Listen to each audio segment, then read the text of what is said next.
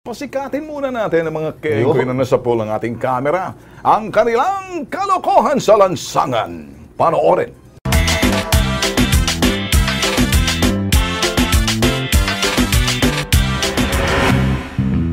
Pasikatin ba ang usapan? Eto ang mga game na game dyan. Grupo ng mga kalalaki ang ginawang basketball court ang lansangan. Pero ang kanilang kalaban, mga sasakyan.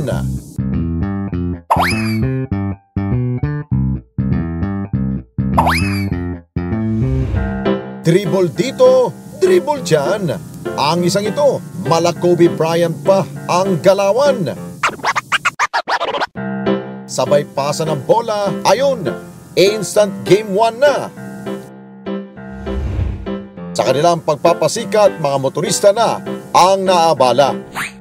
Hoy, hoy, hoy, mga kengkoy at kolokoy! Paabutin nyo pa ba ng final game ang kalokohan ninyo?